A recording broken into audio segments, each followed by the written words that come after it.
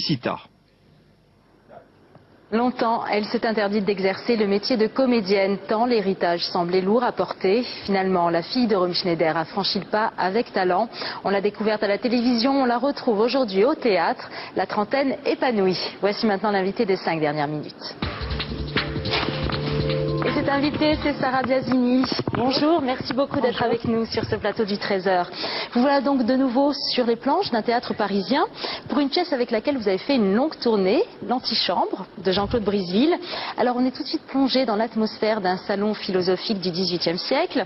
Vous êtes Julie de Lespinasse, la nièce d'une coquette un peu sur le déclin, Madame du Défend.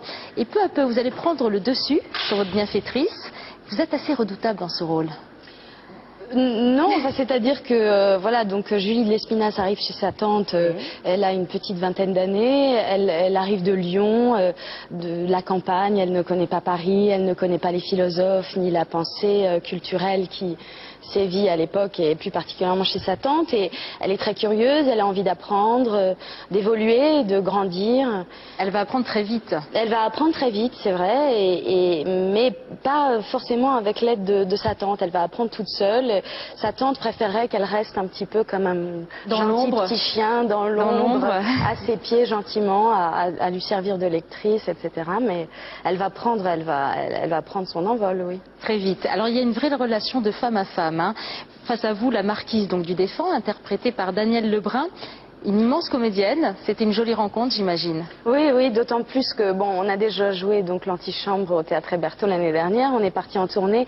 Donc là, la complicité a vraiment, enfin, c'est vraiment construite sur la durée, donc on s'entend très bien, on rigole beaucoup. Et il y a une vraie connivence entre vous deux. Ben oui, et je pense que ça se ressent forcément sur scène aussi, donc c'est très agréable. Plus on se connaît, mieux on joue ensemble. Alors, comment vous vous êtes imprégné de cette langue du XVIIIe siècle? Ben, je pense que aussi c'est le talent de Jean-Claude Briseville, c'est que il a su la rendre très facile à manier pour nous qui sommes du siècle du 21e siècle très moderne.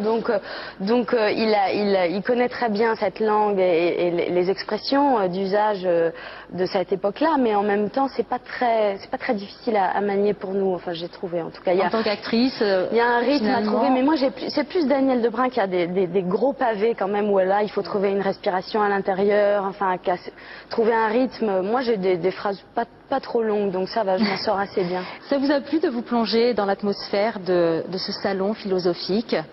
Oui, beaucoup, et puis c'est vraiment, ben voilà, on est à la veille de la Révolution, donc il y a quand même beaucoup c'est l'encyclopédie, c'est Diderot, d'Alembert, Voltaire, donc il y a quand même dans l'histoire, hein, une pensée très vivante et intellectuelle. Voilà, et donc, et puis moi j'adore Laclos, c'est la même période que Laclos, le costume, tout ça c'est très très agréable, et puis voilà, travailler avec Christophe Lidon, le metteur en scène, et Jean-Claude Bouillon qui joue le président Hainaut, qui est un peu pris entre ces deux femmes comme ça. On va tout de suite regarder un extrait pour bien se rendre compte de cette pièce L'Antichambre. Est-ce un péché, madame, que de s'intéresser aux écrivains de son époque? J'ai grâce à vous la chance de pouvoir connaître et admirer certains hommes qui survivront dans la mémoire des siècles. Allez-vous me le reprocher? Julie, je ne vous reproche rien, mais apprenez cependant à vous méfier de ces doctes qui prétendent penser pour vous. Et puis, ne me remerciez de rien, je ne fais jamais rien par bonté. Mais je serais enfermée dans un couvent si vous ne m'aviez tendu la main. Je vous dois le grand jour, une position et peut-être des amis. Oh, l'amitié a besoin de temps. Oh, mais j'ai toute la vie, madame. Toute la vie. Ah, avec quel appétit vous dites cela. Toute la vie. Pour moi, toute ma vie, je me suis toujours demandé pourquoi elle m'avait été donnée. Alors, il y a de très jolis moments comme celui-ci qu'on vient de voir. Chaque soir, vous vous retrouvez devant des centaines de spectateurs. C'est un vrai défi. Ça vous fait pas trop peur? Bah là, quand même, je dois dire qu'avec l'Antichambre, ça fait longtemps, enfin, on l'a joué à peu près 200 fois, plus de 200 fois, donc bon, heureusement, au bout d'un moment, non, il y a plus de plaisir que de peur maintenant. Voilà, il y a un petit peu moins de trac. Alors on le sait, durant de longues années, vous avez presque refoulé cette passion de la scène.